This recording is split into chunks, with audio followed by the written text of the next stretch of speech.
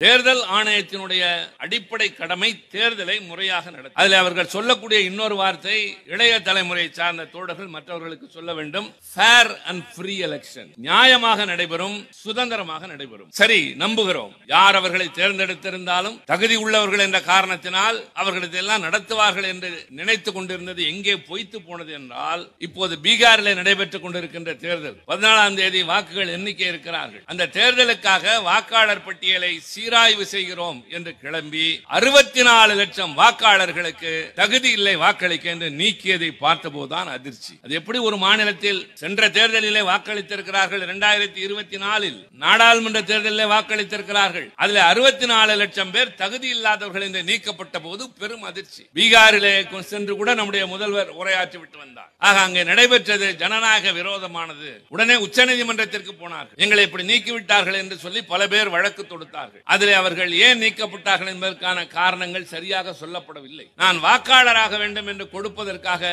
தரப்பட்ட ஆவணங்களில் ஆதார் அட்டை என்பதை ஏற்றுக்கொள்ளவில்லை தேர்தல் ஆணையம். உங்கள் அனைவர் கையிலும் ஆதார் அட்டை இருக்கும். அந்த ஆதார் அட்டை எங்கு போனாலும் அதுதான் கேட்பார்கள். விமான நிலையத்தில் நுழைந்தால் அதுதான், ரயில் டிக்கெட் வாங்கினால் அதுதான், வங்கியிலே கணக்கு தொடங்கினால் அதுதான், ஒரு அரசாங்கம் நலத்திட்ட உதவிகளை நேரடியாக உங்களுக்கு தருகிறது என்றால் ஆதார் அட்டை தான். ஆனால் அந்த ஆதார் அட்டையை நாங்கள் ஆதாரமாக எடுத்துக்கொள்ள மாட்டோம் என்று தேர்தல் ஆணையம் சொல்லி, அப்படி என்றால் இந்த அட்டை எதற்காக, இது எங்களுக்கு தேவையில்லை என்ற கட்டத்திற்கு வந்தபோது உச்சநீதிமன்றத்தினுடைய தலையீட்டின் காரணமாக இப்போது ஆதார் அட்டை ஏற்றுக்கொள்ளப்படும் என்று சொல்லியிருக்கிறார். நான் உங்களுக்கு யாரையும் சந்தேகப்பட்டு சொல்லவில்லை, இவர்கள் இப்படித்தான் நடந்து கொள்வார்கள் என்று சொல்லவில்லை. தமிழ்நாட்டில் இன்றைக்கு வடமாநிலத்தை சார்ந்த தொழிலாளர்கள் லட்சக்கணக்கில் குடியிருக்கிறார்கள். எத்தனை லட்சம் என்று நான் இங்கே சொல்ல போவது இல்லை, அது தேவையும் இல்லை. லட்சக்கணக்கில் குடியிருக்கிறார்கள். அப்படிப்பட்டவர்கள் இங்கே வாக்காளர்களாக சேர்வதற்கான வாய்ப்புகள் இருக்கிறது என்று சொல்கிறார்கள். ஆனால் அதற்கான சில வழிமுறைகள் இருக்கின்றன. இப்போது நமக்கு இருக்கிற கடமை, இங்கே நம்முடைய கம்யூனிஸ்ட் கட்சி தோழர் சொன்னதை போல, முதலில் நம்முடைய வாக்குகள் அதில் இடம்பெற்றாக வேண்டும். இரண்டாவதாக தகுதி இல்லாதவர்கள் இடம்பெறாமல் தடுக்க வேண்டும். இந்த 2 பொறுப்பும் நமக்கு முன்னால் இருக்கிறது. BLA 2 என்று நாம் நியமித்திருக்கிற அந்த தோழர்கள் இப்போது வீடு வீடாக செல்கிறார்கள். இப்போது BLO என்று ஒரு அதிகாரி என்ற பெயரில் ஒருவர் வருகிறார். அதிகாரி என்ற அந்தஸ்தோடு ஒருவர் வருவார், பூத் லெவல் ஆபீசர். அதை நியமித்தது தேர்தல் ஆணையம். அவர்கள் தான் வந்து உங்கள் வீட்டிலே ஒரு படிவத்தை தருவார்கள், எனுமரேஷன் ஃபார்ம் என்றார்கள். அந்த படிவத்தை நீங்கள் நிறைவு செய்து தர வேண்டும். அதுல ஏதாவது குறைபாடுகள் இருந்தால் உங்கள் பெயர் வாக்காளர் பட்டியலில் இடம்பெறாது. உங்களுக்கு எல்லா தகுதிகளும் இருக்கும், ஆனால் எதையாவது காரணம் காட்டி பதிவு செய்யாமல் போனால் என்ன நடக்கும் என்றால், இப்போது அவர்கள் கடந்த 6-7 தினங்களாக மேற்கொண்டிருக்கிற இந்த கடமை டிசம்பர் 4 வரை தொடரும். டிசம்பர் 9ஆம் தேதி ஒரு வரைவு பட்டியல் வெளியிடப்படும். அதுல ஏதாவது இவர் பெயர் விடுபட்டு இருக்கிறது, இவர் பெயர் தவறாக இருக்கிறது என்று கண்டுணர்ந்தால் மீண்டும் அதை விண்ணப்பித்து அது ஜனவரி 4 வரை பரிசீலிக்கப்படும். மறுபடியும் அதற்கு பின்னால் பட்டியல் வெளியிடப்படும் என்கிற போது யாருடைய கடமை முக்கியமாகிறது? BLO என்று சொல்லுகிறவர் முதலில் எல்லா வீட்டுக்கும் வர வேண்டும். வருகிறாரா இல்லையா உறுதி செய்ய வேண்டும். யார் செய்வது? நீங்கள் வேலைக்கு சென்று விடுவீர்கள், வீட்டில் யாரும் இருக்க மாட்டார்கள், வயதானவர்கள் விவரம் தெரியாதவர்கள் இருப்பார்கள். அப்படிப்பட்ட சூழலில் தான் BLA 2 என்று திராவிட முன்னேற்ற கழகத்தால் நியமிக்கப்பட்டிருக்கிற அந்த தோழர்கள் தோழியர்கள் உங்கள் வீட்டுக்கு வருகிற போது உங்களுடைய விவரங்களை அவர்களிடம் கொடுங்கள். உங்களுடைய பெயர் வாக்காளர் பட்டியலில் இடம்பெறுவதற்கான கடமையினை அவர்கள் ஏற்றுக்கொள்வார்கள் என்ற நம்பிக்கையினை நான் தருகின்றேன். இன்றைக்கு உச்சநீதிமன்றத்தில் இந்த SIR தொடர்பாக வழக்கு தொடுக்கப்பட்டு அது விவாதத்திற்கு வந்தது. வாதம் நடைபெற்றுக் கொண்டிருக்கிறது. முதலில் வழக்கு தொடுத்தது திராவிட முன்னேற்ற கழகம். இப்போது நம்மோடு இணைந்து நம்முடைய தோழமை கட்சிகள், இடையிலே அதிமுகவும் போய் ஒரு மனு கொடுத்திருக்கிறது. அது என்ன தவறு என்று கேட்கலாம். இங்கே வழக்கறிஞர்கள் இருப்பார்கள், சட்டம் தெரிந்தவர்கள் இருப்பார்கள். இவருடைய வழக்கோடு என்னை இணைத்துக் கொள்ளுங்கள் என்று சொல்வதற்கு பெயர் இம்ப்ளீடிங் பெட்டிஷன். அவர்கள் பதிவு செய்திருப்பது இன்டர்வீனிங் பெட்டிஷன். அதுல குறுக்கிட்டு என்ன சொல்கிறார்கள் என்றால், இந்த BLA 2 என்பவர்களை நம்பி நீங்கள் வாக்காளர் பட்டியலை ஈடுபடுத்தாதீர்கள். மிகப்பெரிய நம்முடைய உயிர் பிரச்சனை, வாக்கு பிரச்சனை என்பது, வாக்களிக்கின்ற உரிமை, அது கடமை என்பது ஒரு புறம். அவர்கள் சொல்கிறார்கள் voting is my duty. No, voting is my right. அது எங்கள் உரிமை. எதற்காக இந்த ஆர்ப்பாட்டம்?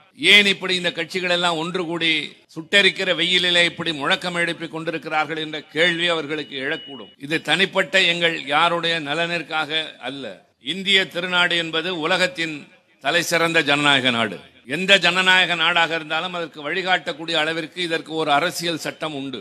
இது குடியரசு நாடு, மக்களாட்சி நடைபெறுகின்ற நாடு. இது நமக்குடைய தனிச்சிறப்பு. எத்தனையோ இன்னல்களை கடந்து நாம் வெற்றி கண்டிருக்கின்றோம். இதில் மிக முக்கியமான ஒன்று, 5 ஆண்டுகளுக்கு ஒரு முறை பொது தேர்தல் நடைபெறுகிற போது நான் தருகின்ற வரிப்பணத்தை கொண்டு நடைபெறுகின்ற அரசாங்கத்தை யார் தலைமையேற்று நடத்திட வேண்டும் என்று தீர்ப்பளிக்கின்ற அந்த உரிமை மக்களாகிய உங்களுக்கு உண்டு.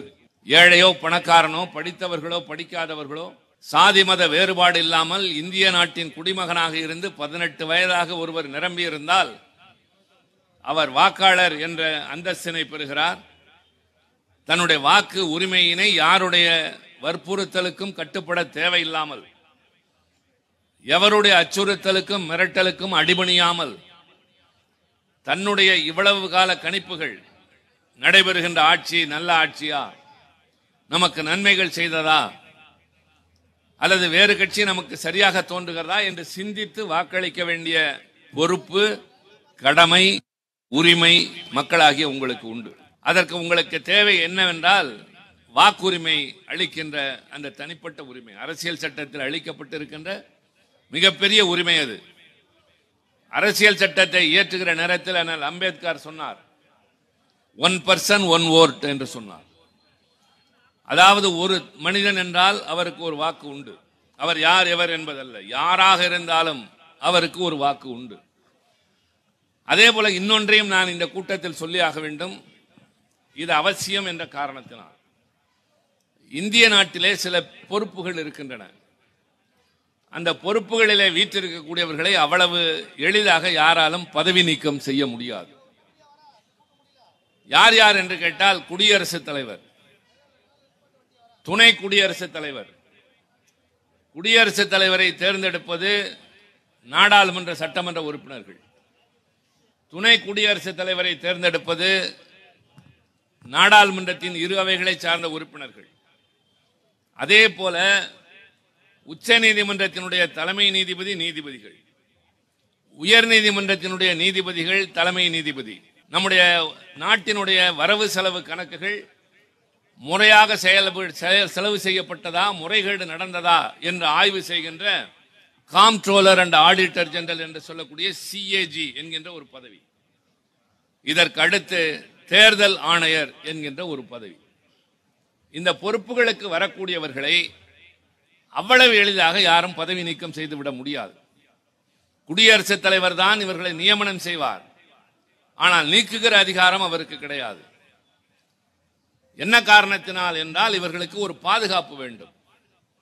அவர்கள் ஈடுபடுகிற காரியங்கள் பாரபட்சம் இல்லாமல், எந்த அரசாங்கத்தின் அதிகாரத்திற்கும் கட்டுப்பட தேவையில்லாமல், யாருடைய குறுக்கீடும் இல்லாமல் சுதந்திரமாக சுயேட்சையாக முடிவெடுக்கக்கூடிய ஒரு பெரும் அதிகாரம் பிடித்த பொறுப்பு.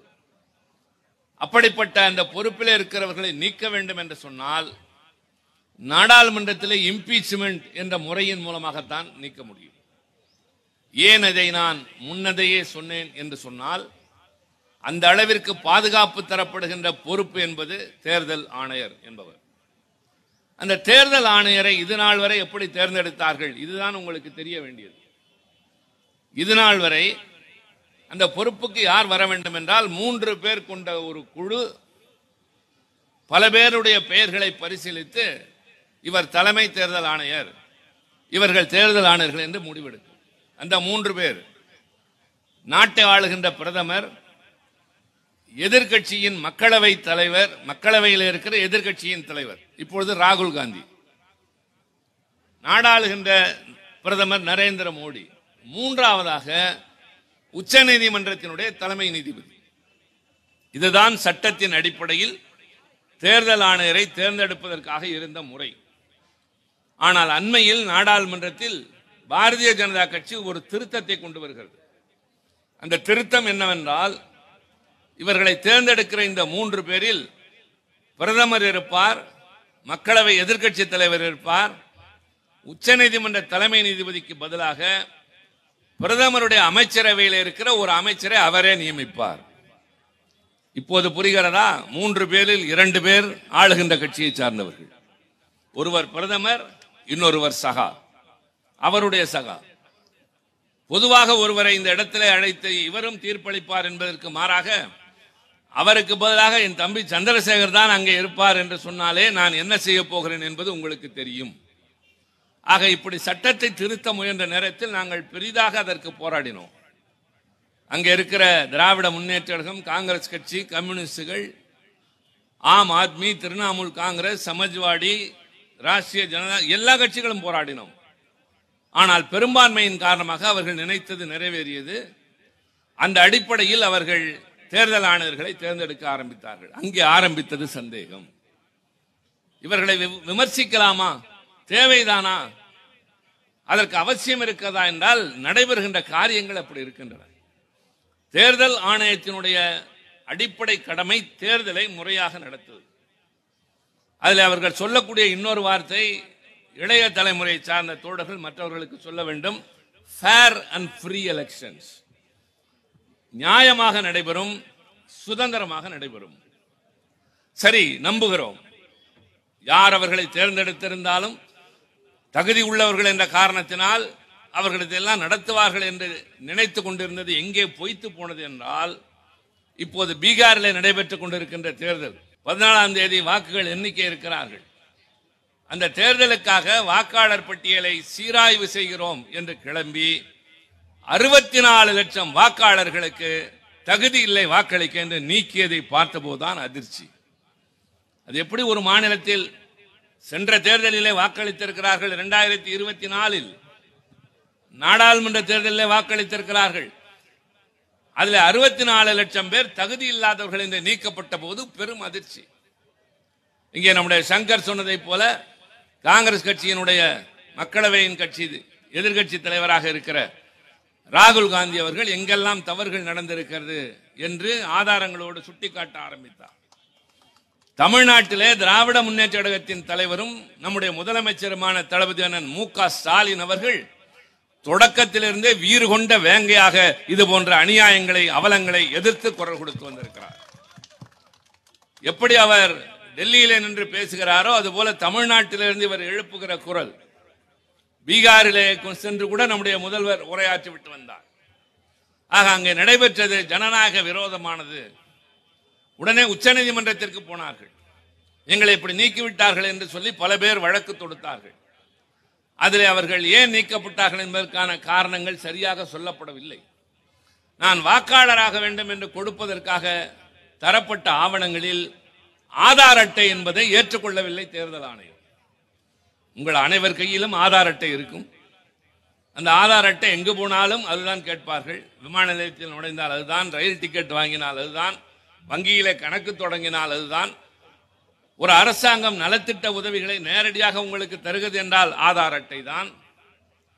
ஆனால் அந்த ஆதார் அட்டையை நாங்கள் ஆதாரமாக எடுத்துக்கொள்ள மாட்டோம் என்று தேர்தல் ஆணையம் சொல்லி, அப்படி என்றால் இந்த அட்டை எதற்காக, இது எங்களுக்கு தேவையில்லை என்ற கட்டத்திற்கு வந்தபோது உச்சநீதிமன்றத்தினுடைய தலையீட்டின் காரணமாக இப்போது ஆதார் அட்டை ஏற்றுக்கொள்ளப்படும் என்று சொல்லியிருக்கிறார்.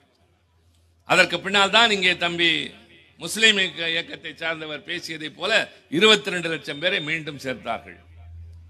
மீதி இருப்பவர்கள் இந்தியாவில் எங்கு வேண்டுமானாலும் போய் சேர்ந்து கொள்ளுங்கள் என்ற ஒரு அனுமதியை வேறு இந்த அரசாங்கம் தந்திருக்கு, தேர்தல் ஆணையம் தந்திருக்கிறது. கொஞ்சம் யோசியுங்கள். நான் உங்களுக்கு யாரையும் சந்தேகப்பட்டு சொல்லவில்லை, இவர்கள் இப்படித்தான் நடந்து கொள்வார்கள் என்று சொல்லவில்லை. தமிழ்நாட்டில் இன்றைக்கு வட மாநிலத்தை சார்ந்த தொழிலாளர்கள் லட்சக்கணக்கில் குடியேறியிருக்கிறார்கள். எத்தனை லட்சம் என்று நான் இங்கே சொல்ல போவது இல்லை, அது தேவையும் இல்லை. லட்சக்கணக்கிலே குடியிருக்கிறார்கள். அப்படிப்பட்டவர்கள் இங்கே வாக்காளர்களாக சேர்வதற்கான வாய்ப்புகள் இருக்கிறது என்று சொல்கிறார்கள். ஆனால் அதற்கான சில வழிமுறைகள் இருக்கின்றன. இப்போது நமக்கு இருக்கிற கடமை, இங்கே நம்முடைய கம்யூனிஸ்ட் கட்சி தோழர் சொன்னதை போல, முதலில் நம்முடைய வாக்குகள் அதில் இடம்பெற்றாக வேண்டும். இரண்டாவதாக தகுதி இல்லாதவர்கள் இடம்பெறாமல் தடுக்க வேண்டும். இந்த 2 பொறுப்பும் நமக்கு முன்னால் இருக்கிறது.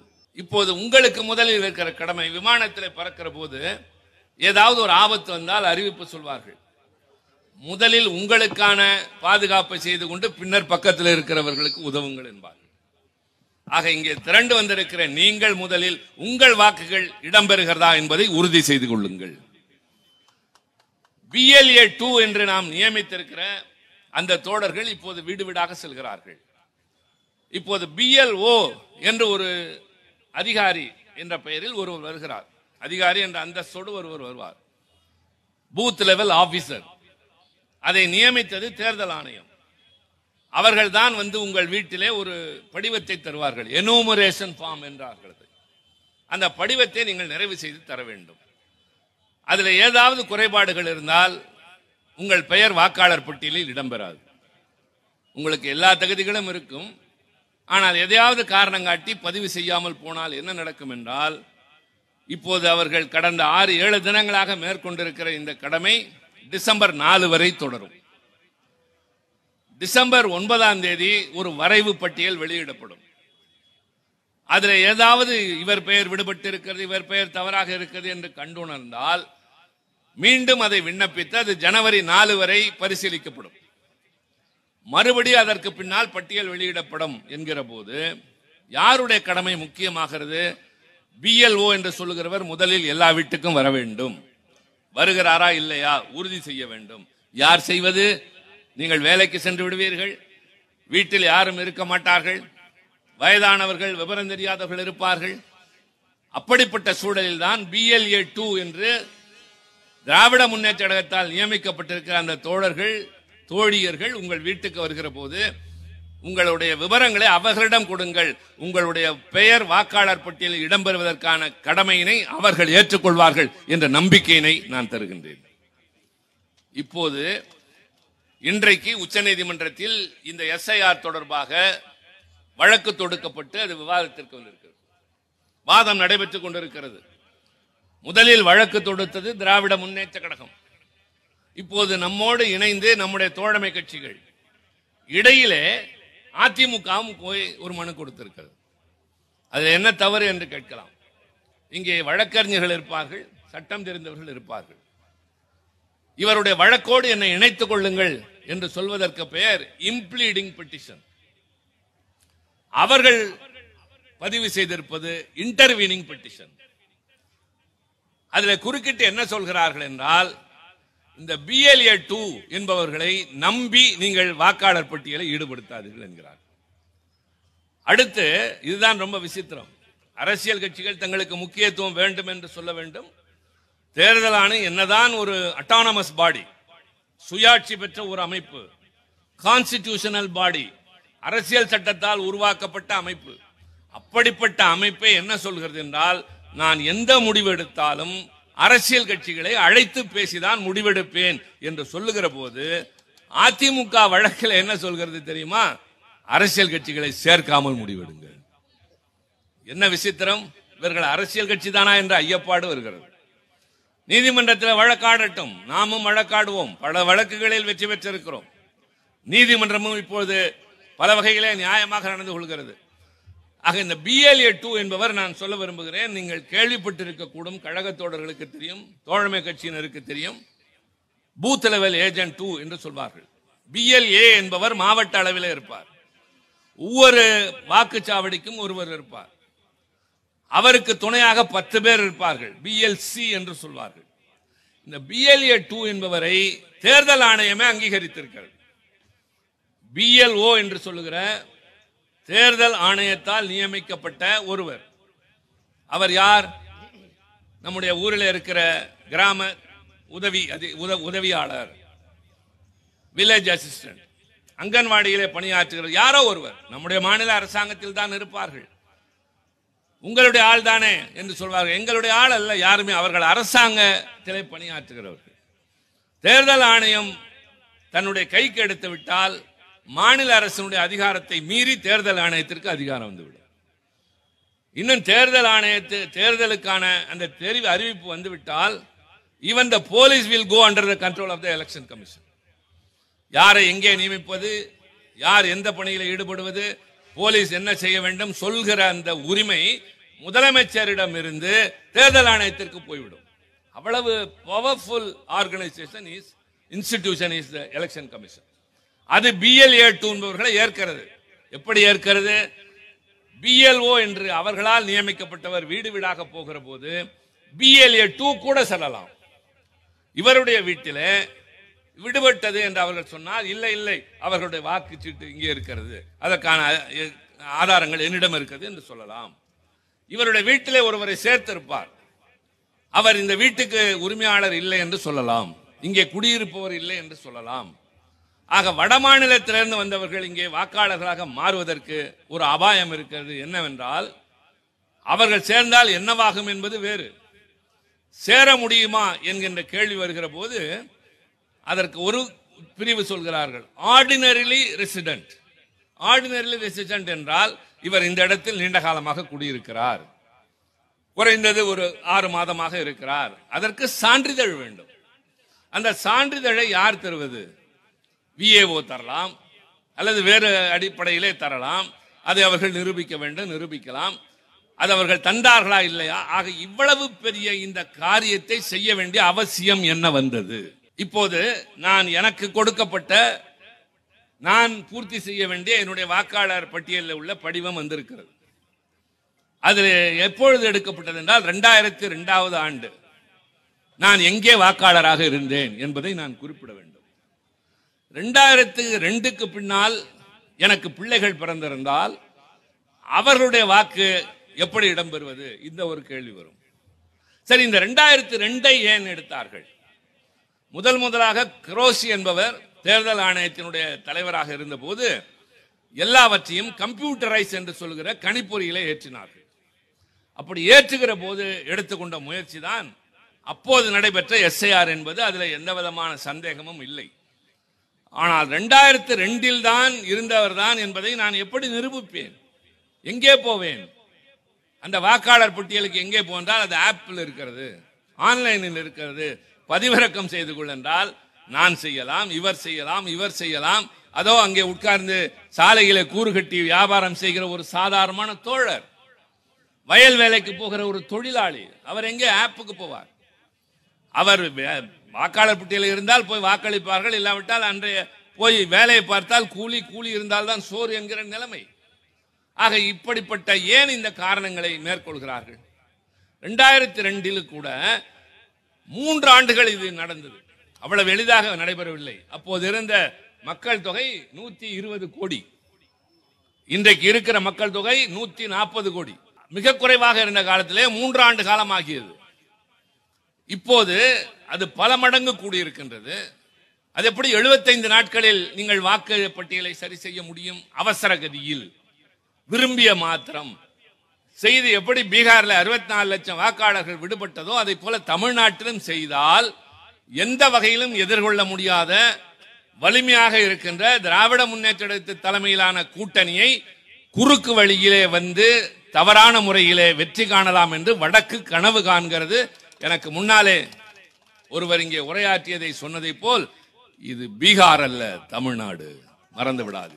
அதைத்தான் சொன்னோம். முழங்கிட போது சந்திரசேகர் சொன்னார், இது தமிழ்நாடு, தளபதி ஆளும் தமிழ்நாடு. எதற்கும் நாங்கள் சளைத்ததில்லை. எத்தனையோ அரசியல் போர்களை சந்தித்திருக்கிறோம், எத்தனையோ பண்பாட்டு படையெடுப்புகளை சந்தித்திருக்கிறோம், வடக்கர்களின் சூழ்ச்சிகள் பலவற்றை முறியடித்திருக்கிறோம். ஆனால் இன்றைக்கு நடைபெறுவது அடிமடியிலே கை வைப்பதை போல. பாமரன் இந்த ஆட்சியினால் பயன்பெற்று இப்படிப்பட்ட ஆட்சிதான் தொடர்ந்திட வேண்டும், எங்கள் வாழ்வு வளமாக, எங்கள் பிள்ளைகளின் எதிர்காலம் செழிக்க என்று முடிவெடுத்திருக்கிற வாக்காளர் பட்டியலை இடம் செய்யாமல் போய்விட்டால் எங்கே சென்று வாக்களிப்பார்கள்? இவர்கள் எங்கே ஆட்சிக்கு வருவார்கள் என்று குள்ளநெறி வேலை செய்கிற முயற்சியில் ஒன்றிய அரசுக்காக இந்த தேர்தல் ஆணையம் செயல்படுகிறதோ என்ற சந்தேகம் இன்றைக்கு உருவாகிவிட்டது. எனவேதான் எச்சரிப்பதற்காக இதை சொல்கிறோம். இன்றைக்கு அதிமுக உச்சநீதிமன்றம் சென்றிருப்பது நம்முடைய BLA 2 என்கிறவர்கள் செய்கிற கடமைகளை தடுப்பதற்காக. யாராவது BLO தவறு செய்தால் அதை சரி செய்வதற்கான வாய்ப்பை பெற்ற, அதிகாரம் பெற்ற, அங்கீகாரம் உள்ளவர்களை வேண்டாம் என்று சொல்கிற அறிவாளிகள் அவர்கள். அரசியல் கட்சிகளே இல்லாமல் வெறும் அதிகாரிகளே தேர்தல் வாக்காளர் பட்டியலை சரி செய்யுங்கள் என்று சொல்கிறவர்களை இதுவரை கேள்விப்பட்டிருப்பீர்களா? எந்த இடத்திலும் எங்களை விட்டுவிடக் கூடாது என்று சொல்கிறவர்கள் தான் உண்மையில் அரசியல் கட்சியை சார்ந்தவர்கள். இந்த இடத்திலே கூட்டம் நடத்தலாமா வேண்டாமா? இந்த இடத்திலே போக்குவரத்தை மாற்றலாமா வேண்டாமா? இப்படி ஒரு கூட்டத்தை மாவட்ட ஆட்சியாளர் நடத்தினால் எல்லா அரசியல் கட்சிகளையும் அழைத்தாக வேண்டும். அதே போலத்தான் இது மிகப்பெரிய நம்முடைய உயிர் பிரச்சனை. வாக்கு பிரச்சனை என்பது வாக்களிக்கின்ற உரிமை, அது கடமை என்பது ஒரு புறம். அவர்கள் சொல்கிறார்கள் voting is my duty. No, voting is my right. அது எங்கள் உரிமை. நான் தொடக்கத்தில் சொன்னதை போல ஏழையோ பாழையோ பணக்காரனோ சீமானோ படித்தவர்களோ படிக்காதவர்களோ உங்கள் கையில் ஒரு வாக்குச்சீட்டு. அது எவராலும் பறிக்க முடியாதது, எவராலும் நிர்பந்திக்க முடியாது. நீங்கள் முடிவெடுங்கள் உங்களை யார் ஆள வேண்டும் என்று. அப்படிப்பட்ட வாக்குச்சீட்டை பறிக்கிறார்கள் என்றால் இது ஜனநாயக நாடுதானா என்ற கேள்வி எழுகிறது. India is the largest democracy என்று பேசிய காலம் போய் இங்கே இப்படி whether it's a democracy is prevailing in India என்று கேட்கக்கூடிய நிலைமை வந்திருக்கின்றது. இந்த ஆபத்தை உணர்ந்துதான் இன்றைக்கு தமிழ்நாடு எங்கிலும் இந்த கூட்டணி கட்சிகள் ஒன்று சேர்ந்து, அது வெயில், ஆனால் வெயில் என்ன, மழை பொழிந்தாலும் இங்கேதான் இருப்போம், பேசிக்கொண்டுதான் இருப்போம், முழக்கம் எழுப்பிக் கொண்டுதான் இருப்போம். புயல் அடித்தாலும் நாங்கள் நகர மாட்டோம், வெற்றி பெறும் வரை ஓய மாட்டோம். இது நியாயமான போராட்டம், மக்களுக்கான போராட்டம், பாமரர்களுக்கான போராட்டம். இந்த நாட்டிலே வாழ்கிற அடிப்படை ஒரு குடிமகனுடைய உரிமைகளை நிலைத்து நிற்பதற்காக நாங்கள் எடுத்து வைத்திருக்கிற போராட்டம். ஆக அவர்கள் என்ன வேண்டுமானாலும் தந்திரம் செய்யட்டும், ஆனால் அதையும் மீறி நாம் வெல்வோம் என்ற முடிவுக்கு வாருங்கள். இன்னும் 20-25 நாட்கள் தான் இருக்கின்றன இந்த SIR என்ற இந்த ப்ராசஸ் அது முடிவதற்கு. அதற்குள்ளாக உங்கள் வீடு தேடி வருவார்கள். இல்லை என்றால் தயவு செய்து கழக தோழர்களை தொடர்பு கொள்ளுங்கள், கூட்டணி கட்சியினரை தொடர்பு கொள்ளுங்கள். உடனே நம்முடைய BLA 2 அங்கே ஏற்கனவே வந்திருப்பார்கள், இல்லாவிட்டால் வருவார்கள். உங்களுக்கு அந்த படிவத்தை பூர்த்தி செய்ய முடியவில்லை என்றால் கேளுங்கள். 2002 என்னுடைய பெயர் இல்லை, எங்கே இருந்தது என்று தெரியவில்லை, அதற்கான பட்டியல் இல்லை, இந்த ஆப் பதிவிறக்கம் எல்லாம் எனக்கு தெரியாது என்று சொல்லக்கூடியவர்களுக்கு உங்களை அந்த நீங்கள் நிறைவு செய்கின்ற அந்த படிவத்தோடு ஒரு 13 டாக்குமெண்ட்ஸ் என்று சொல்லக்கூடிய ஆவணங்கள், 13 ஆவணங்களில் ஏதாவது ஒன்றை கொடுத்தால் கூட போதும். அந்த ஆவணங்கள் உங்கள் கையில் இருக்க வேண்டும். அதை மட்டும் உங்கள் தகவலுக்காக மீண்டும் சொல்கிறேன். எல்லாம் தெரிந்து எதையும் இழக்க தயார், போராட தயார் என்று வந்திருக்கக்கூடிய எங்கள் தோழர்களுக்கு அப்பாற்பட்டு ஓரத்தில் இருக்கிற பொதுமக்களுக்கு, வியாபார பெருங்குடி மக்களுக்கு எவையெல்லாம் ஆவணங்களாக எடுத்துக் கொள்ளப்படும். 1, மத்திய மாநில அரசு பொதுத்துறை நிறுவனத்தின் நிரந்தர ஊழியர் ஓய்வூதியதாரருக்கு வழங்கப்பட்ட ஏதேனும் அடையாள அட்டை, ஓய்வூதிய ஆணை. நீங்கள் ஏதாவது ஒன்றிய அரசில் வேலை பார்த்திருந்தால், மாநில அரசில் வேலை பார்த்திருந்தால் அல்லது பார்த்து கொண்டிருந்தால் அதற்கு ஒரு ஐடி கொடுத்திருப்பார்கள். அல்லது ஓய்வு பெற்றிருந்தால் உங்களுக்கு ஓய்வூதியம் கிடைத்திருக்கும், அதற்கு ஒரு அடையாள அட்டை இருக்கும். அது இருந்தால் போதும். 2, 1/1/87க்கு முன்னர் இந்தியாவில் அரசு, உள்ளாட்சி அமைப்புகள், வங்கிகள், அஞ்சல் அலுவலகம், LIC பொதுத்துறை நிறுவனங்களால் வழங்கப்பட்ட ஏதேனும் அடையாள அட்டை. LIC அது மாதிரி வங்கிகள், அஞ்சல் அலுவலகம் தந்தது. தகுதி வாய்ந்த அதிகாரியால் வழங்கப்பட்ட பிறப்பு சான்றிதழ், பர்த் சர்டிபிகேட், அது கொஞ்சம் சிரமம். கடவுச்சீட்டு, பாஸ்போர்ட் எல்லோரிடமும் இருக்காது, ஆனால் அதுவும் உண்டு. அங்கீகரிக்கப்பட்ட கல்வி வாரியங்கள் மற்றும் பல்கலைக்கழகங்களால் வழங்கப்பட்ட மெட்ரிகுலேஷன் கல்வி சான்றிதழ். தம்பிமார்கள் படித்தவர்கள் இருப்பீர்கள், உங்களுடைய பல்கலைக்கழகத்தினுடைய சான்றிதழ், மெட்ரிகுலேஷன் சான்றிதழ் இருந்தால் நிச்சயமாக அதுவும் செல்லுபடியாகும். தகுதி வாய்ந்த மாநில அதிகாரியால் வழங்கப்பட்ட நிரந்தர வசிப்பிட சான்றிதழ், வன உரிமை சான்றிதழ் விட்டுருங்க. தகுதி வாய்ந்த அதிகாரி வழங்கிய இதர பிற்படுத்தப்பட்ட வகுப்பினர், அட்டவணை வகுப்பினர், பழங்குடியினர் வகுப்பினர் அல்லது பிற சாதி சான்றிதழ், கம்யூனிட்டி சர்டிபிகேட், அது எல்லாரிடம் இருக்கும். நாம் என்ன ஜாதி என்று சொல்லி நம்முடைய பிள்ளைகளை பள்ளியிலே சேர்ப்பதற்கு, வேலை வாய்ப்புக்காக நிச்சயமாக எல்லோருடைய வீட்டிலும் கம்யூனிட்டி சர்டிபிகேட் இருக்கும், அது செல்லும். அடுத்து தேசிய குடிமக்கள் பதிவேடு, அது இப்போது இங்கே இல்லை.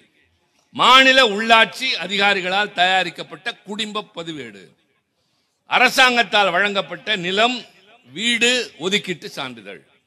உங்களுக்கு அரசாங்கம் ஏதாவது இடம் ஒதுக்கி தந்திருக்கும், பட்டா கொடுத்திருக்கும் அல்லது வீடு கொடுத்திருக்கும், அதற்கான சான்றிதழ் இருந்தால் போதும்.